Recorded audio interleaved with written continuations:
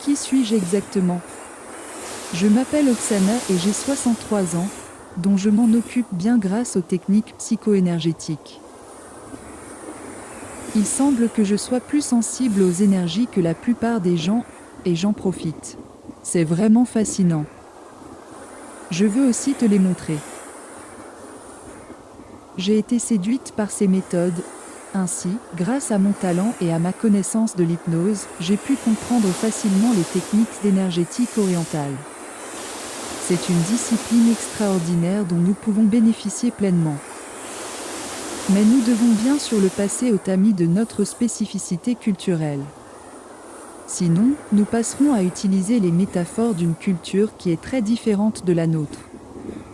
Il est impossible pour nous de les imiter. Nous sommes limités par la loi naturelle du processus de perception. Car cette loi stipule que nous reproduisons notre identité dans chaque acte de perception, et, par conséquent, dans chaque geste que nous faisons. L'histoire transgénérationnelle est inhérente à notre histoire de vie personnelle. Ainsi, si nous voulons mécaniquement prendre quelque chose aux autres, nous attaquons notre propre authenticité. Cependant, notre culture est puissante et cela fait partie de l'identité de chacun de nous, car nous y avons grandi. À cet égard, j'ai observé qu'en France, il y a des énergéticiens utilisant des méthodes traditionnelles. J'ai testé une de ces méthodes et j'ai été étonné par les résultats. Tout d'abord, j'ai retrouvé exactement les mêmes principes de fonctionnement qu'en psychothérapie académique.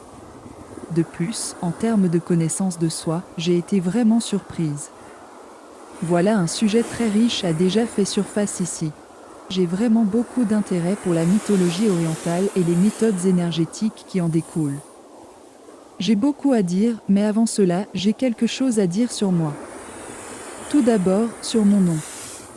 Je suis consciente que mon nom attire immédiatement l'attention, et pour éviter toute confusion, je vais t'expliquer d'où il vient. Je suis née dans une communauté d'Ukrainiens en Roumanie. Oksana est un nom ukrainien. Cependant, ma langue culturelle et ma nationalité sont le roumain.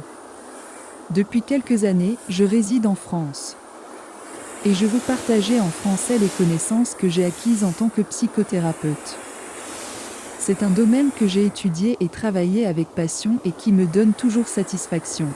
Parce que c'est en fait une façon de vivre qui me maintient en forme physique, mais surtout spirituelle. Deuxièmement, je veux apporter une précision. Pourquoi utilise-je des programmes de génération de voix? C'est parce que je parle français avec un accent prononcé, et je fais aussi des erreurs en parlant. Je réussis mieux en écrivant, car je connais la grammaire française. Mais il est plus difficile d'éviter les erreurs à l'oral. Par conséquent, j'ai opté pour cette solution technique.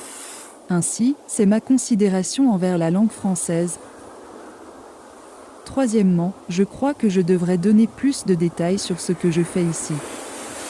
Jusqu'à présent, j'ai mis des vidéos humoristiques, et j'ai passé un bon moment. En fait, c'était la période où j'ai suivi des cours de formation technique, parce que j'ai besoin de divers programmes pour ce que je veux faire, et j'ai dû apprendre à les utiliser. Alors, j'ai joué. Cependant, écrire et produire des fichiers audio de support de méditation sont en fait mon vrai jeu. Mon expérience en tant qu'hypnopsychothérapeute est fructueuse de cette manière. Je suis familier avec un large éventail de méthodes pour équilibrer l'énergie. Elles sont excellentes pour maintenir la santé physique et mentale.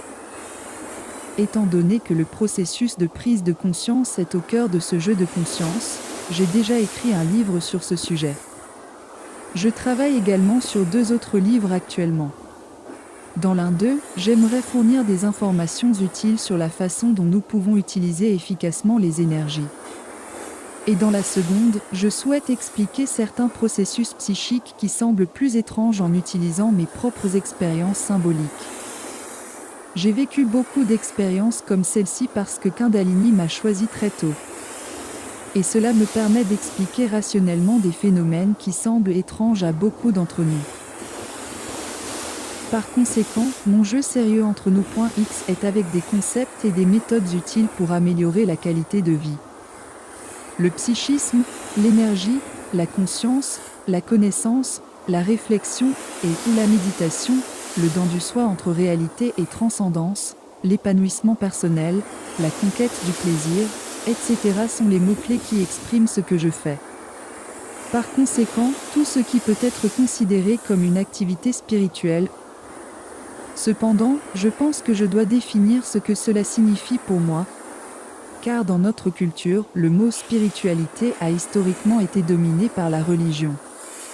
Les religions occidentales dissocient nettement Dieu de la vie, et cela conduit à une perception schizophrénique de la réalité. Pour cette raison, la religion a bloqué l'évolution culturelle pendant des siècles. J'ai remarqué que la définition de ce terme est associée à la religion même dans les dictionnaires. Et je pense que cela est injuste. Le spirituel fait simplement référence aux idées, car il vient de l'esprit, et le mirage de l'éternité que nous ressentons tous au plus profond de notre être. Nous ne pouvons y accéder qu'à travers nos propres idées, et le psychisme humain est parfaitement intégré dans ce cadre. Je n'ai pas besoin d'attendre de mourir, comme le disent les religions judéo-chrétiennes, pour accéder au niveau spirituel. J'ai juste besoin de faire attention à ce que je ressens et à ce que je pense. Et j'y suis déjà. L'éternité est déjà là, car les programmes archétypaux soutiennent nos vies. Et en y prêtant attention, nous pouvons les connaître. Mais c'est une connaissance qui ne peut s'acquérir que par l'expérience. C'est ainsi que transcendance et immanence s'unissent et nous soutiennent dans le processus de création de soi. Heureusement, il existe déjà un fort courant social pour récupérer la spiritualité de la prison religieuse. Je considère cela comme quelque chose de normal, parce que j'ai grandi sous le régime communiste, et l'une de ses rares règles avantageuses était d'abandonner la religion. Ils ne l'ont pas abolie complètement, ils l'ont tolérée, mais ils ont clairement indiqué que c'était un faux et que les membres du parti n'étaient pas autorisés à aller à l'église. Et parce que mes parents étaient enseignants et implicitement membres du parti, ils devaient le respecter. Ainsi, la science était au centre de mon éducation scolaire.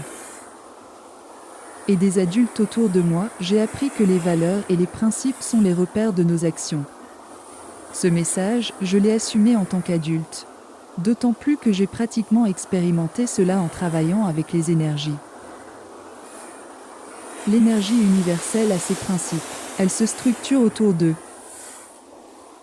C'est la vérité scientifique qui a été ressentie et exprimée métaphoriquement par la spiritualité pré-chrétienne. Et quelque chose de cela est encore conservé dans l'hindouisme. Lorsque j'ai découvert que la définition de l'énergie en physique correspondait à la description hindoue de la grande déesse, je me suis réjoui comme un enfant.